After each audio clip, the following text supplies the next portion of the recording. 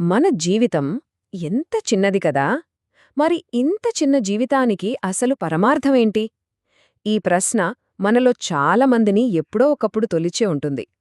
సరే, ఈరోజు మనం శ్రీ శ్రీ శ్రీ భారతీతీర్థ మహాస్వామివారి అనుగ్రహ భాషణం ఆధారంగా ఈ చాలా పెద్ద ప్రశ్నకు ఒక సమాధానాన్ని వెతికే ప్రయత్నం చేద్దాం.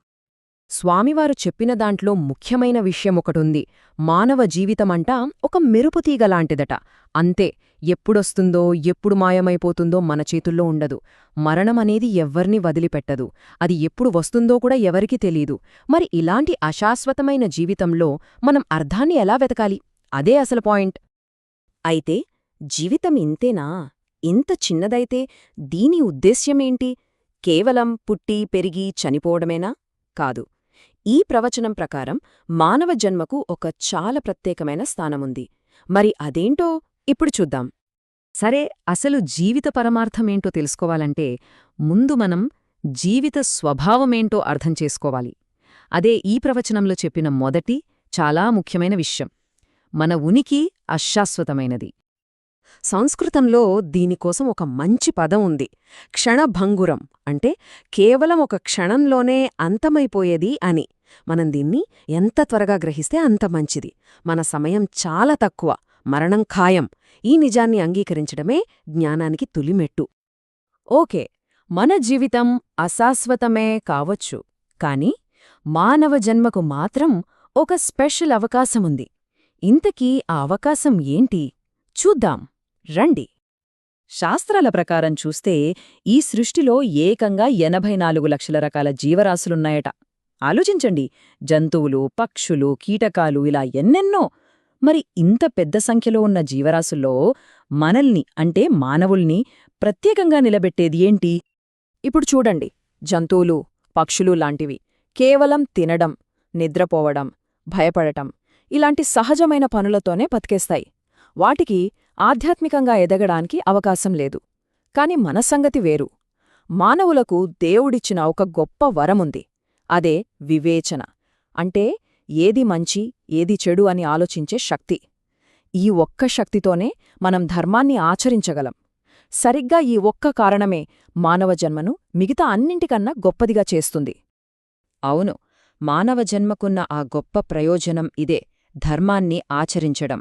జీవితానికి నిజమైన అర్థం కావాలంటే ధర్మమార్గంలో నడవడమే ఏకైక మార్గం అని ఈ ప్రవచనం చాలా స్పష్టంగా చెబుతోంది. సరే, ధర్మం అంటున్నాం కదా, అసలు ధర్మం అంటే ఏంటి? అది కేవలం ఓ పదం కాదు. అది మనం నడవాల్సిన సరైన దారి, మన నైతిక ప్రవర్తన, మన కర్తవ్యం. సింపుల్గా చెప్పాలంటే మన జీవితానికి ఒక అర్థాన్ని, ఒక ప్రయోజనాన్నిచ్చే మూల సూత్రమిదే. అయితే ఈ ధర్మాన్ని ఆచరించడం వల్ల మన జీవితం ఎలా సార్థకమవుతుంది చూద్దాం.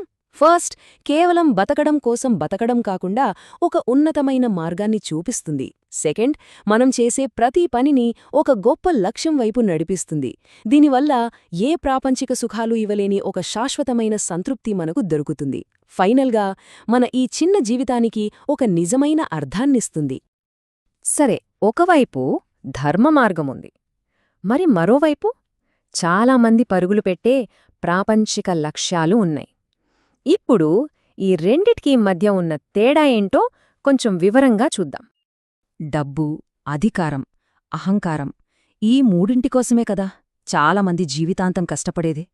కాని స్వామివారేమంటున్నారంటే ఇవన్నీ నీటిమీద రాతల్లాంటివి. ఎందుకంటే ఇవేవీ శాశ్వతం కాదు. చివరికి ఇవి మిగిల్చేది అసంతృప్తినే. ఇది చాలా ముఖ్యమైన పాయింట్. మనం ఎంత గొప్ప భౌతిక విజయం సాధించినా దానికి కొన్ని హద్దులుంటాయి. అహంకారం, సంపద, అధికారం ఇవన్నీ ఇక్కడే వదిలేసిపోవాల్సినవే. చివరి క్షణంలో ఈవేవి మనల్ని కాపాడలేవు. మనతో వచ్చేదేంటో తెలుసా? మనం చేసిన ధర్మం ఒక్కటే. దీనికి విశ్వామిత్రుడి కథే ఒక పర్ఫెక్ట్ ఉదాహరణ.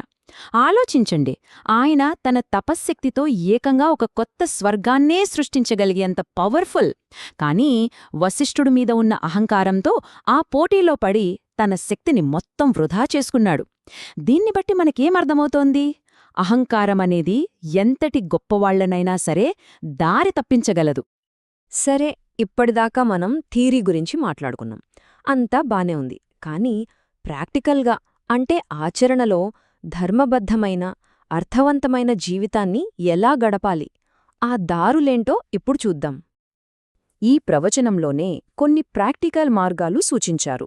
అవేంటంటే, మొదటిగా శాస్త్రాలు చెప్పిన జ్ఞానాన్ని పాటించడం, తరువాత పరోపకారం అంటే మనకు వీలైనంతలో ఇతరులకు సహాయం చెయ్యడం, మూడోది మనస్సును ప్రశాంతంగా శుద్ధిగా ఉంచుకోవడానికి దైవనామస్మరణ చెయ్యడం, ఇక నాలుగోది చాలా ముఖ్యమైనది ఆత్మవత్ సర్వభూతేషు అంటే అన్ని జీవులలోనూ మనల్నే చూసుకోవడం, చివరిగా ఎప్పుడూ ప్రతి క్షణం ధర్మంతో కరుణతో నడుచుకోవడం. ఇవే మన జీవితాన్ని నిజంగా సార్థకం చేసేవి. మొత్తం ఈ విశ్లేషణను మనం ఒక్క ప్రశ్నతో ముగిద్దాం. ఈ ప్రవచనంలో చెప్పిన విషయాలన్నీ ఆలోచిస్తూ ప్రతి ఒక్కరం మనల్ని మనం వేసుకోవలసిన ప్రశ్న ఇది: మన ఈ చిన్న అశాశ్వతమైన జీవితాన్ని నిజంగా విలువైనదిగా మార్చేది ఏది? మనం కూడబెట్టిన సంపద, మనం పొందిన అధికారమా, లేక మనం ఆచరించిన ధర్మమా? ఆలోచించండి.